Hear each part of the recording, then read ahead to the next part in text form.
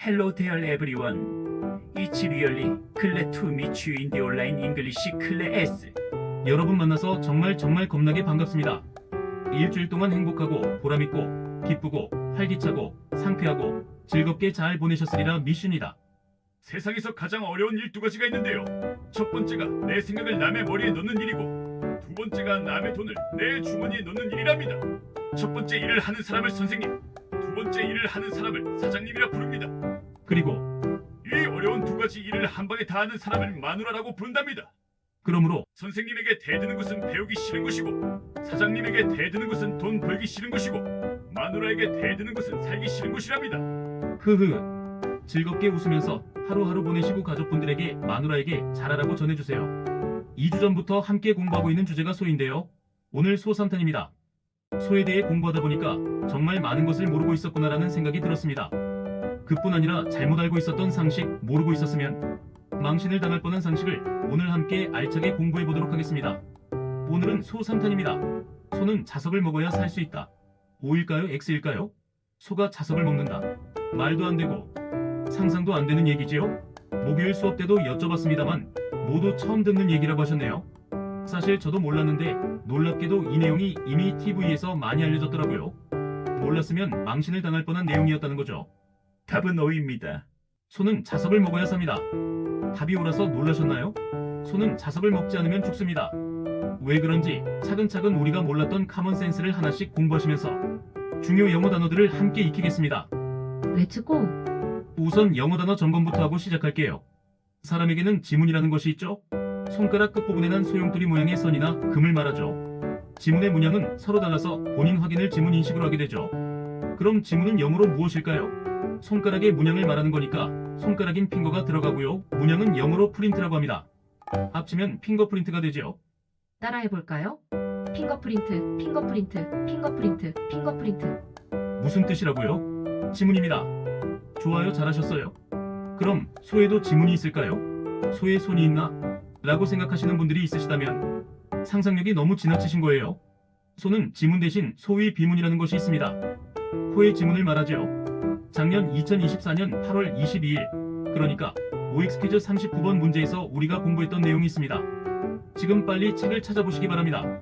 댕댕이에게도 지문이 있다 라는 퀴즈로 공부하신 적이 있으신 내용이에요. 댕댕이는 지문 대신 코주름이라고 해서 비문이 있다고 공부했었습니다. 기억나시나요? 댕댕이뿐만 아니라 소도 비문이 있습니다. 그래서 모든 소의 등록번호를 알 수 있고 주인이며 키우는 목장 주소며 등등 그 소의 정체에 대해 비문을 조사하면 확인이 된다는 겁니다. 사람은 만 18세에 주민등록증이 나오는데 그때 동사무소에 지문을 등록하죠. 소도 생후 18개월쯤 되면 수의사가 와서 비문을 찍어간답니다. 상식적으로 알고 계시고요. 그럼 여기서 다시 문제 드릴게요. 지문을 영어로 핑거프린트라고 했는데요. 그럼 비문은 영어로 무엇일까요? 코주름의 의미이기 때문에 코를 뜻하는 노즈의 프린트를 합치면 됩니다. 노즈 프린트죠. 비문이라고 해석하고 코주름으로 이해하시면 됩니다. 따라해볼까요? 노즈 프린트, 노즈 프린트, 노즈 프린트, 노즈 프린트. 핑거프린트와 함께 잘 기억해두세요. 프린트라는 단어가 반복되니 기억하시기 쉬우실 거예요. 핑거프린트가 지문이고 노즈 프린트가 비문이라고 했는데요. 그럼 혹시 푸프린트는 무슨 뜻인지 아시는 분 계실까요? 단어 뜻만 보면 발지문인데요. 발지문은 뭘까요? 발에도 지문이 있을까요? 아닙니다. 푸프린트는 뒤에 프린트가 붙어서 드린 질문인데요. 그 의미는 바로 발자국입니다. 프린트가 들어간 세 단어 잘 기억해두심이 신상에 이로우실 듯합니다. 핑거프린트, 노즈 프린트, 푸프린트. 핑거프린트, 노즈 프린트, 푸프린트. 핑거프린트, 노즈 프린트, 푸프린트. 캐틀의 노즈에는 노즈 프린트가 있으며 핑거프린트와 마찬가지로 캐틀의 개체를 식별할 수 있다. 지금 제가 말씀드린 이 구문을 잘 이해하셨으면 오늘 영어 공부는 성공적으로 시작했다고 할 수 있습니다.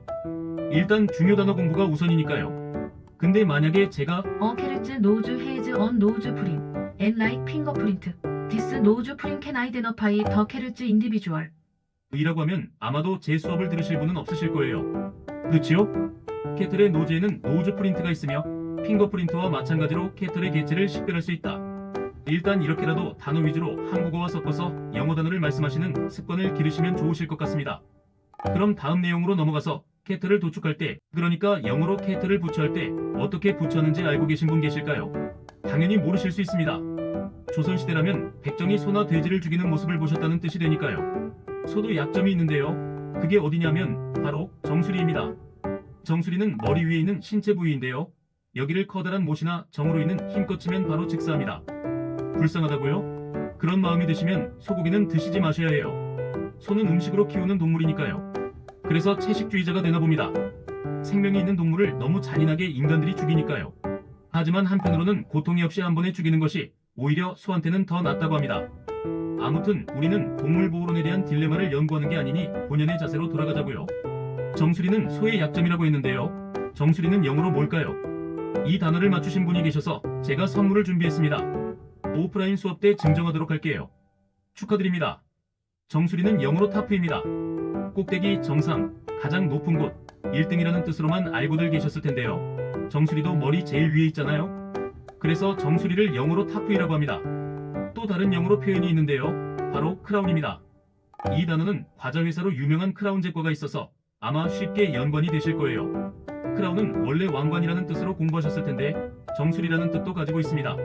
한 단어에 여러 가지 뜻이 있는 것이 영어의 특징 중에 하나죠. 크라운이 정수리의 뜻을 가지고 있는 걸 왜 공부하고 계실까요? 소 때문에 그렇죠. 소를 도축할 때 어디를 때린다고요? 맞아요. 소의 타프 또는 크라운을 커다란 정이나 못으로 한 번에 내리쳐서 절명시킵니다. 불쌍합니다. 소고기를 드실 때 다같이 묵념하시고 드시면 좋으실 듯합니다. 정리할게요. 소는 노우즈 프린트가 있다. 그리고 소의 약점은 크라운이다. 되셨나요? 좋아요. 단어가 머리에 일단 기억되셨으리라 믿습니다. 이 수업이 끝날 때까지만 기억하고 계시면 됩니다. 이제 세 번째 다뤄야 할 주제가 바로 소는 자석을 먹어야 살 수 있다는 사실입니다. 사실 소에게 자석을 먹이는 것은 잔인한 행동이 아니라 소를 보호하기 위한 행동이랍니다. 소는 입술의 촉각으로 자기가 뭘 먹고 있는지 구별해내지 않습니다. 또 먹이를 완전히 씹어서 삼키지도 않습니다. 방목하여 기를 경우 이런 특성들로 인해 소가 먹어선 안 될 것들을 먹는 경우가 생깁니다. 그 중엔 못이나 철사 같은 날카로운 금속 물체들도 있습니다.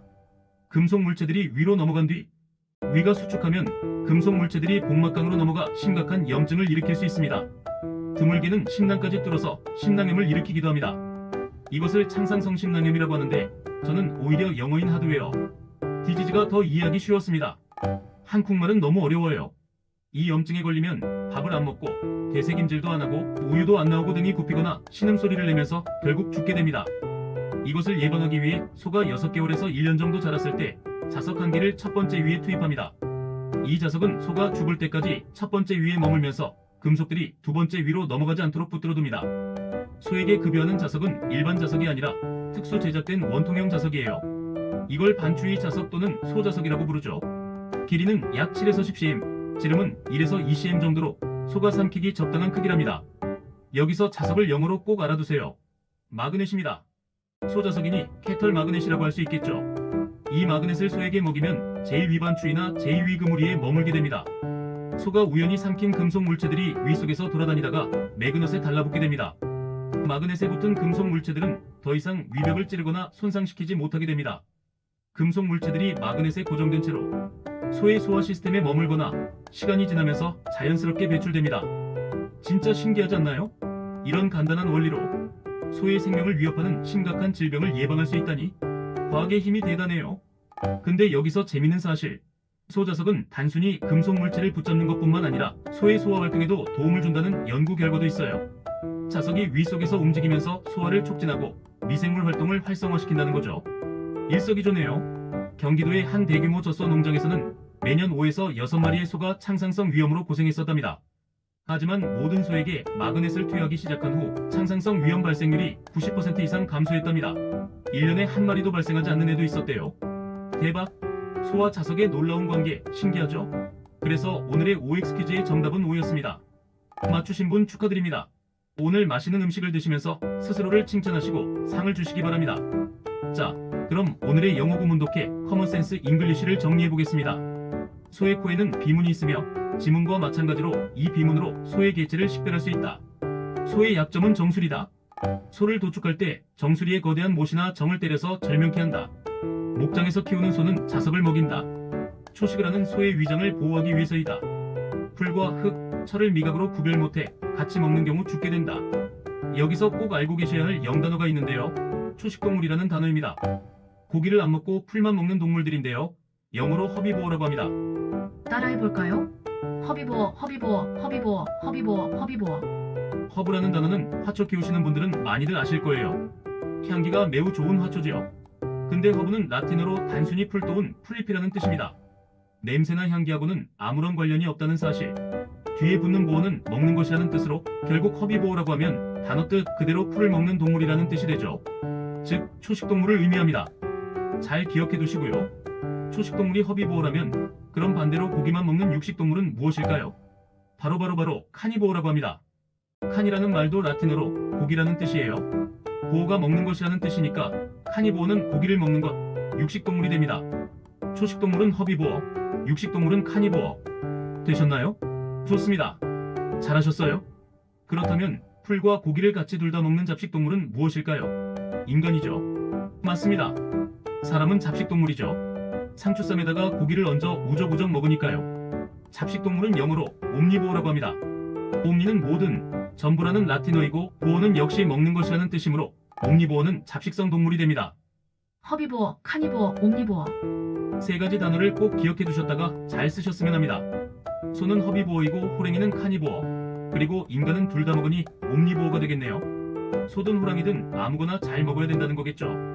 또 알고 계셔야 하는 영어 단어는 패스처입니다. 목초지, 방목지라는 뜻으로 가축들이 풀을 뜯으며 먹이를 얻는 목초지임을 의미합니다. 기독교의 목사님을 패스터라고 부르는데요. 목자는 양을 치는 사람이잖아요. 교회나 성당의 교인들은 전부 다 양 치는 목자를 잘 따라야 하는 양들이다. 그래서 목사님을 패스터라고 하는 느낌이 있는 이유라고 할 수 있겠죠. 교회 주보나 명함에 목사님 성함 앞에 써있는 영어 알파벳이 P라면 패스터의 약자라고 알고 계시면 됩니다.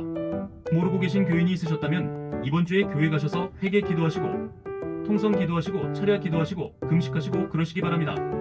정수리인 크라운과 관련해서 소의 약점이라고 말씀드렸는데요. 약점을 영어로 위크니스라고 합니다. 따라해볼까요? 위크니스, 위크니스, 위크니스, 위크니스, 위크니스.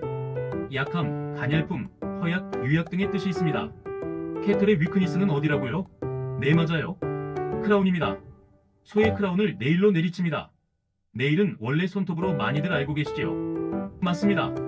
손톱이라는 뜻도 있고 못이라는 뜻도 있고 정이라는 뜻도 있습니다. 한 단어에 무려 세 가지 뜻을 가지고 있으니 얼마나 편합니까? 그쵸? 한 단어만 외우면 세 가지 뜻을 다 알게 되니 이게 바로 영어의 훌륭함이라고 할 수 있겠습니다. 손톱, 못, 정을 영어로 뭐라고 한다고요? 네, 맞아요. NAIL 네일입니다. 그럼 단어들을 정리해볼까요? 노즈 프린트, 핑거 프린트, 위크니스, 크라운, 네일, 패스추어, 마그넷, 허비보어, 스타믹, 그레스, 소일, 아이언, 테이스트까지. 자, 그럼 이 단어들을 중요 구문에 넣어서 말씀해 드릴 테오니 잘 듣고 이해되셨으면 좋겠습니다. 단어들이 잘 이해되셨다면 오늘의 영단어 공부는 매우 훌륭한 수업이었다라고 자화자찬할 수 있습니다. 캐틀의 노즈에는 노즈 프린트가 있으며 핑거 프린트와 마찬가지로 노즈 프린트로 캐틀의 개체를 식별할 수 있다. 캐틀의 위크너스는 크라운이다. 캐틀을 부처할 때 크라운의 거대한 네일을 때려서 절명케 한다. 패스추어에서 키우는 캐털은 마그넷을 먹인다. 허비보어라는 캐틀의 스타믹을 보호하기 위해서이다. 그레스와 소일, 아이언을 테이스트로 구별 못해 같이 먹는 경우 죽게 된다. 다시 한번 해볼까요? 캐틀의 노즈에는 노즈 프린트가 있으며 핑거 프린트와 마찬가지로 노즈 프린트로 캐틀의 개체를 식별할 수 있다. 캐틀의 위크니스는 크라운이다. 캐틀을 부처할 때 크라운의 거대한 네일을 때려서 절명케 한다.